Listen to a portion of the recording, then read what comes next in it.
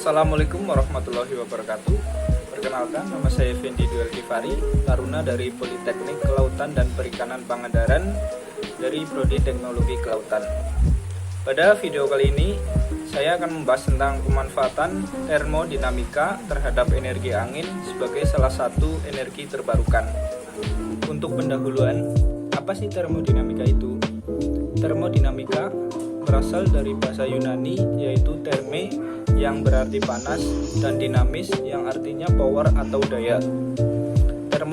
Termodinamika sendiri merupakan sains dari energi yang intinya kita membahas tentang segala bentuk dari perubahan energi. Selanjutnya yaitu tentang sumber energi terbarukan. Sesuai dengan Undang-Undang Nomor 30 Tahun 2007, energi terbarukan berasal dari sumber energi yang berkelanjutan jika dikelola dengan baik. Contoh-contohnya itu seperti panas bumi, matahari, angin, dan bioenergi. Tetapi ada beberapa orang yang beranggapan bahwa panas bumi itu tidak termasuk energi terbarukan karena energi itu akan habis setelah 30 tahun. Nah, hal itu memang benar.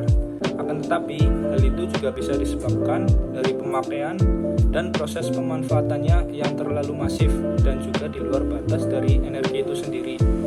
Nah, makanya apabila kita menggunakan panas bumi dengan baik, energi itu bisa dikategorikan menjadi energi yang berkelanjutan.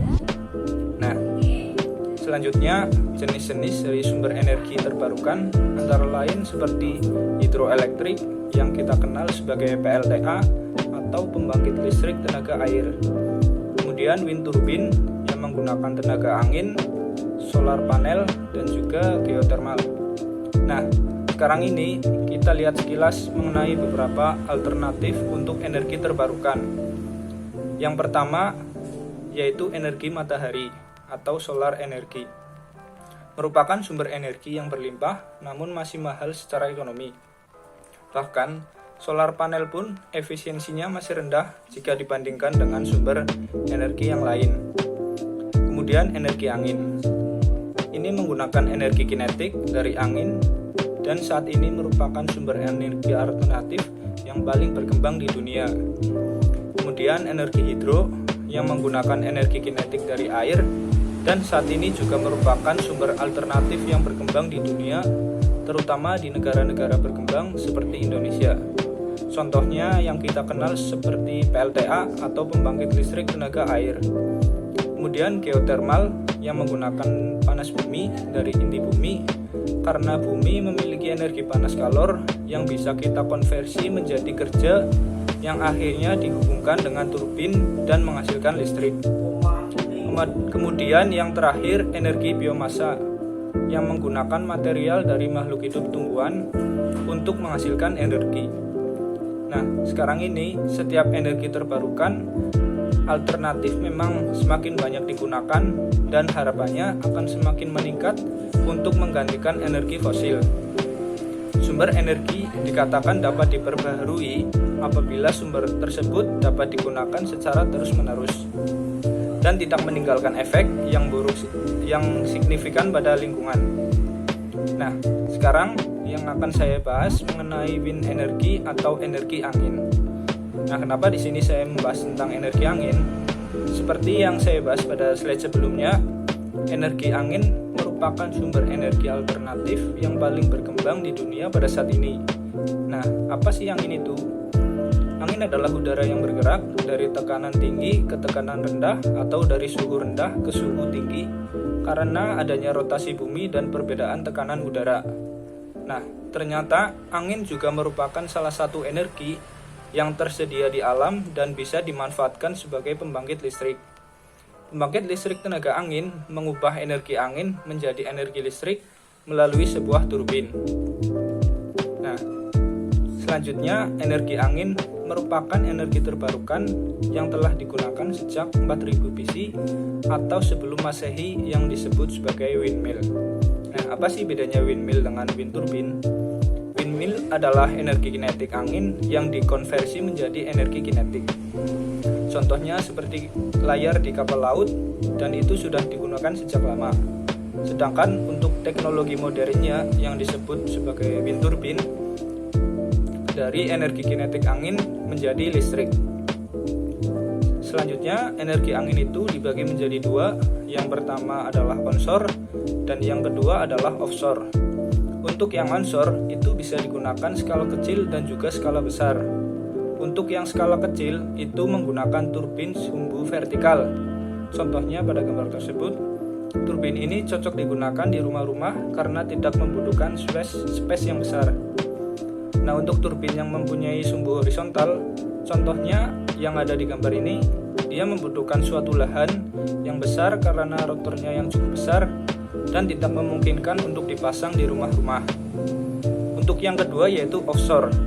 Penempatannya itu di lautan, tapi turbinnya itu hampir sama dengan yang ada di daratan yang horizontal. Tapi bedanya struktur yang ada di bawah air ini.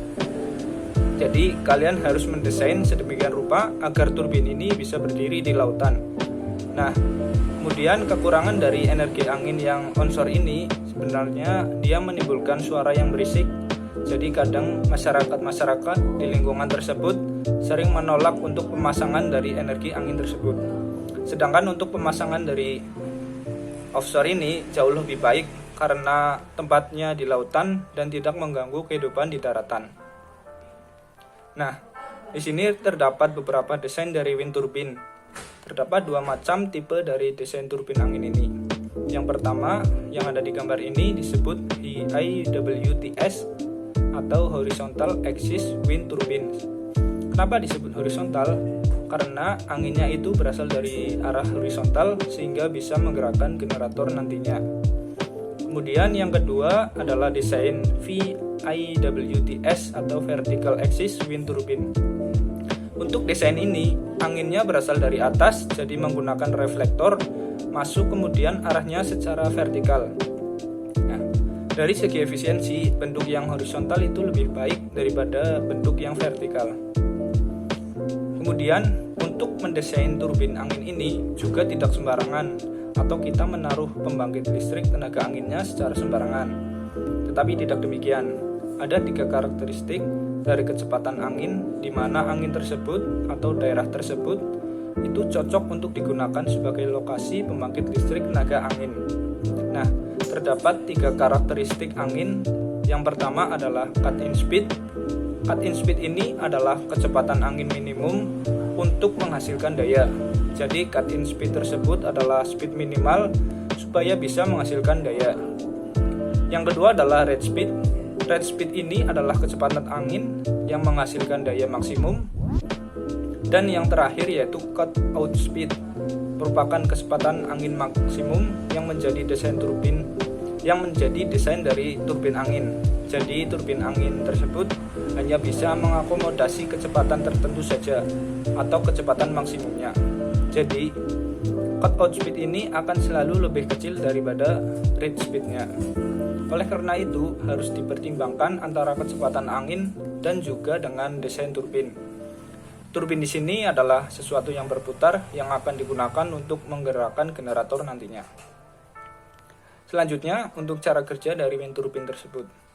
Yang pertama, yaitu angin akan memutar bilah turbin. Kemudian bilah turbin ini akan memutar sebuah generator, lalu menghasilkan listrik.